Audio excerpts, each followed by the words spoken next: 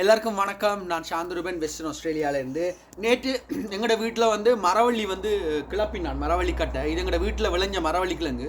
இன்னும் கொஞ்சம் மரவள்ளி கிழங்கு உள்ள நாங்கள் காய்ச்சிட்டோம் நிறைய. ஸோ இது மிஞ்சி இருக்கிறது இவ்வளோ. இப்போ இதை வந்து நான் என்னோட முழு வீடியோ கிளப்புற முழு வீடியோவும் என்னோட யூடியூப் சேனலில் என்னோட சேனலில் வந்து தனி வீடியோவாக போட்டிருக்கேன். ஒரு 8 நிமிஷம் வீடியோ இருக்குது அதில். நீங்கள் அதை போய் செக் அவுட் பண்ணி பாருங்க. என்னோட மகள் பாருங்க, இந்த மகள் பார்த்து கொண்டு இருக்கு.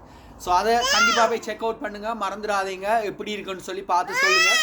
இந்த மரவள்ளி கிழங்கு வந்து கிட்டத்தட்ட நாங்கள் வச்சு ஒரு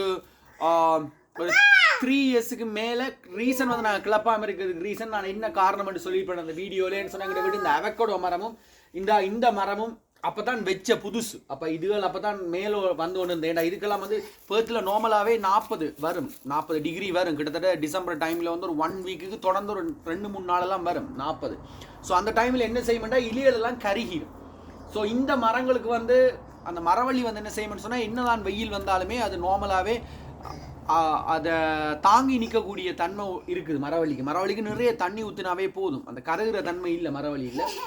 ஸோ அதால் நான் மரவள்ளியை விட்டுனா இப்போ இந்த மரங்கள் தாங்கள் சுயமாக வளர்ந்துட்டோம். அவக்கடோ எல்லாம் எண்ணில் விட மேலே எழும்பிட்டு, அடுத்த வருஷம் அவக்கடோ காய்க்க வலிக்கிட்டு. ஸோ இந்த மரமும் நல்லா எழும்பிட்டு. ஸோ இப்போ ஆக்களை கிளப்பலாம்னு சொல்லி போட்டு இப்போ கிளப்பி இருக்குன்னு. ஸோ இந்த முழு வீடியோ நான் அந்த வீடியோவில் இருக்குது. ப்ளீஸ் டோன்ட் ஃபர்கெட் அதை வந்து செக் அவுட் பண்ணி பாருங்கள். மறக்காமல் என்னோட சேனலை வந்து சப்ஸ்கிரைப் பண்ணுங்கள். நான் மீண்டும் இன்னொரு வீடியோவில்